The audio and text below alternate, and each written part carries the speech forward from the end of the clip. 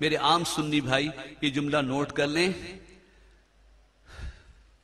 نظر منت کسی کام کا کرنا اللہ واسطے، مشروط طور پہ مان لینا، انی نذرت الرحمن الصوما، سر مریم سلام علیہا اللہ سے کہلوایا اللہ نے کہ میں نے روزہ اپنے رب کے لیے رحمان کے لیے منت مانی ہے، میں کسی بات نہیں کروں گی، چپ کا روزہ رکھا ہے، میری تقی کٹ رہی ہے وقت کی وجہ سے۔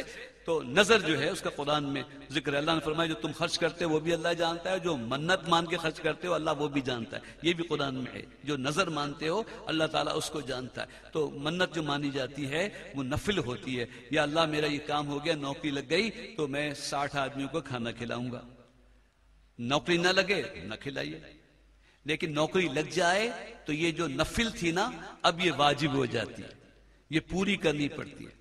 حضرت مریم صلی اللہ علیہ وسلم کے والدہ نے منت مانی کہ جو میرے پیٹ میں ہے میں اسے اللہ کی راہ میں آزاد کر دوں گی۔ جب بیٹی ہو گئی فرمایا یا اللہ میں نے تو سوچا تھا بیٹا ہوگا تو اسے گھر سے باہر رکھوں گی، تیری راہ کے لیے وقف کر دوں گی، تو بیٹی ہو گئی۔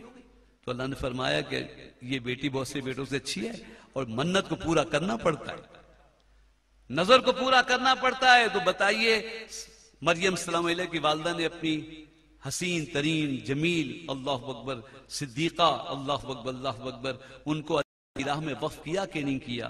بیت المقدس کے حجرے میں رہی کہ نہیں؟ پہاڑوں کے غار میں اللہ اللہ کی نہیں؟ اللہ کی راہ میں ان کو وقف کرنا پڑا۔ تو منت کوئی مان لے تو اسے پورا کرنا پڑتا ہے۔ بہت باریک فرق سمجھیے گا نظر کا اور نیاز کا۔ یہ جو سبیل لگاتے ہیں تو اکثر دیکھا ہوگا آپ نے، نظر اللہ نیاز حسین، اللہ واسطے منت مانتے ہیں، جب کام ہو جائے تو وہ کام کیجئے، اس کے بعد اس کا ثواب آپ جس کو پہنچانا چاہیں، کوئی بھی نیک کام کریں اللہ واسطے، اور پھر اس کا ثواب جس کو آپ پہنچانا چاہیں یہ اس کی نیاز ہوتی ہے، اس کو ایصال ثواب ہوتا ہے۔ نظر اللہ نیاز حسین، پانی پلائے تو اللہ واسطے، جس کا ثواب ہوگا وہ امام حسین کو پہنچے۔ 11ویں کی نیاز، کھانا کھلایا اللہ واسطے، جو اللہ ثواب دے گا وہ حضور غوث الاعظم کو پہنچے۔ نیاز کہتے ہیں ایصال ثواب کو، نیاز کہتے ہیں محتاجی کو۔ بندگی کسی درجے پہ بھی ہو بے نیاز نہیں ہو سکتی، نیاز مند ہی ہوتی ہے۔ پھر ہوتا صرف یہ ہے کہ اگر آپ کسی کو ایصال ثواب کرتے ہیں، بعض تو اتنے باغی ہو جاتے ہیں کہ کہتے ہیں دیکھیے نا آپ تو پھر حضور کو بھی بخشتے ہیں اور غوث الاعظم کو ایک تو اولیاء کا سردار مانتے ہیں، پھر اس کو ان کو بخشتے ہیں، اپنے ماں باپ کو بخشتے ہیں تو ٹھیک ہے، لیکن ان اتنی اکابر ہستیوں کو بخشتے ہیں۔ تو یہ سن لیجئے کہ جب کوئی چیز ایصال ثواب کی جاتی ہے، کوئی نیکی سب پہنچائی جاتی ہے، تو گنہگار کے لیے کریں تو اس کے گناہ معاف ہوتے ہیں، نیک کے لیے کریں تو اس کے درجے بلند ہوتے ہیں، اور جو بہت بلند ہیں ان کی طرف سے رحمتیں ہمیں نصیب ہوتی ہیں۔ اگر آپ اپنے محلے میں کسی سخی، کسی امیر ترین شخص کے گھر اپنے گھر کی پکی ہوئی کھیر بھیج دیں گے تو وہ اس کھیر کا محتاج نہیں ہے، بلکہ پھر وہ کہے گا کس کے یہاں سے آئی ہے؟ تو فلاں کے یہاں سے آئی ہے، تو کہے گا بھائی ہمارے یہاں جو پلاؤ ہے وہ بھی اس کے یہاں بھیج دو۔ تو نیاز ایصال ثواب گناہگار کے لیے کیے جائے تو اس کے گناہ معاف ہوتے ہیں، نیکو کریں تو اس کے درجے بلند ہوتے ہیں۔ اور یہ اولیاء اللہ ان کی نیاز سے ان کی دعائیں جب نصیب ہوتی ہیں تو ہمارے کام بھی بن جاتے ہیں۔ اللہ الصمد لم یلد ولم یولد، اللہ اکبر اللہ اکبر، نہ اس کی کوئی اولاد ہے نہ وہ کسی کی اولاد ہے، وہ ولادت سے پاک ہے۔ اتنی بڑی دلیل ہے کہ اگر کوئی کہے میلاد منانا شرک ہے، یہ صورت پڑھی گئی، اسی سے حوالہ بیان کر رہا ہوں، لم یلد ولم یولد، میلاد منانا کبھی شرک نہیں ہوتا۔ سرکار نے فرمایا وہ نہ کہنا جو نصرانیوں نے کہا یا جو یہودیوں نے کہا، اللہ کا بیٹا نہ کہنا، اللہ اللہ اللہ، باقی اس کے علاوہ تم جو بھی تعریف بیان کرو تو میری صفات کی حد کو نہیں پہنچ سکتے۔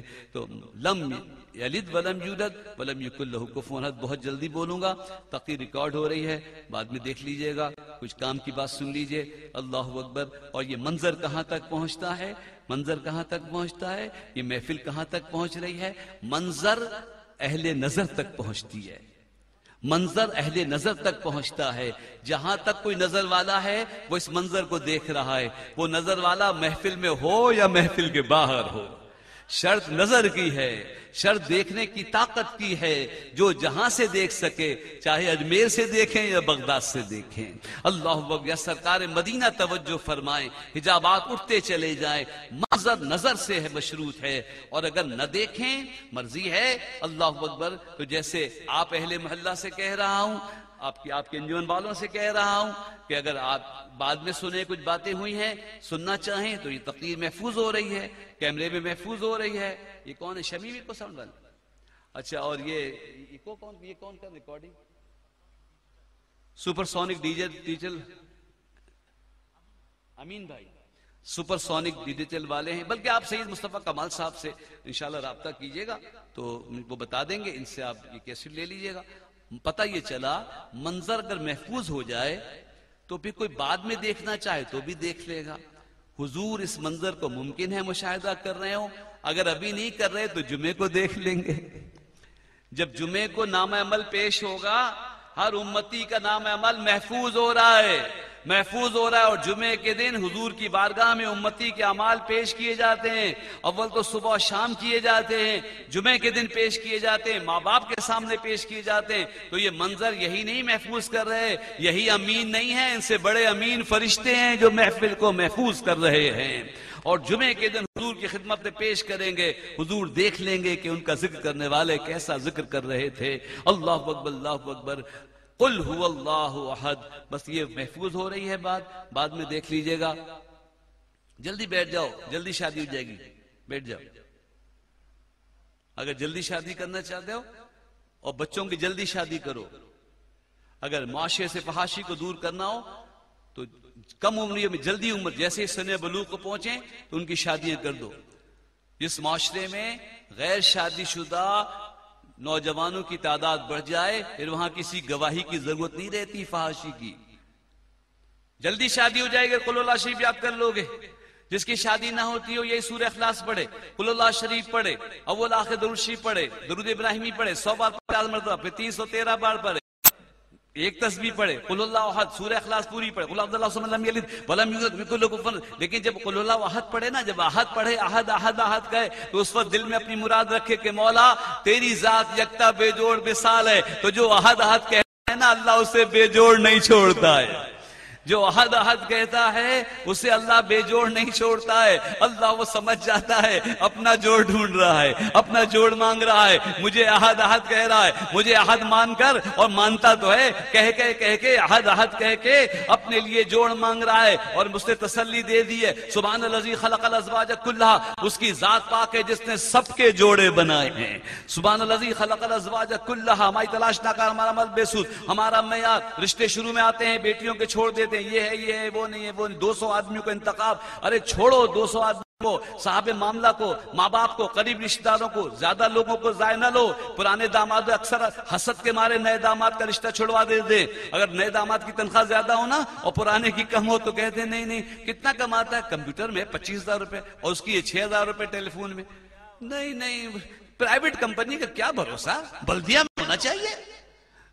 لیکن جلن یہ ہوتی ہے کہ اس کو ملتے ہیں 6,000 اور اس لڑکے کو نئے لڑکا جو رشتہ ہے اس کو ملتے 25,000، تو اس حسد کی وجہ سے رشتہ نہیں ہونے دیتا۔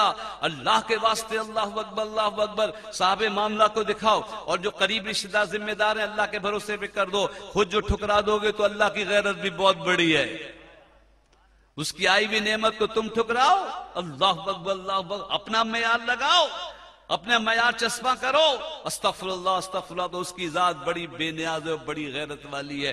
قل هو اللہ احد، احد جو کہتا ہے اکیلا نہیں رہتا۔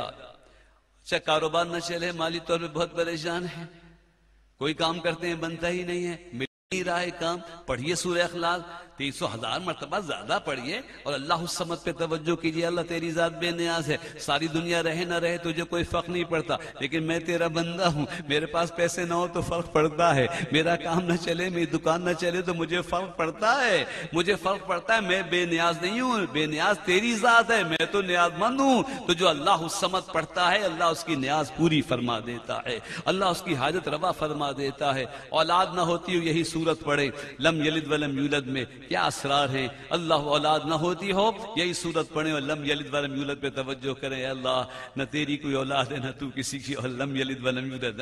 جب یہ آیت آئے اس پر غور کریں اور اپنے دل کی مراد دل میں رکھیں. اللہ تعالیٰ کی رحمت کو جوش آتا ہے کہ میری شان بیان کر کے اپنے لیے اولاد مانگنا چاہتا ہے. جو لم یلد ولم یولد کہتا ہے اللہ تعالیٰ اس سے نیک صالح اولاد عطا فرماتا ہے.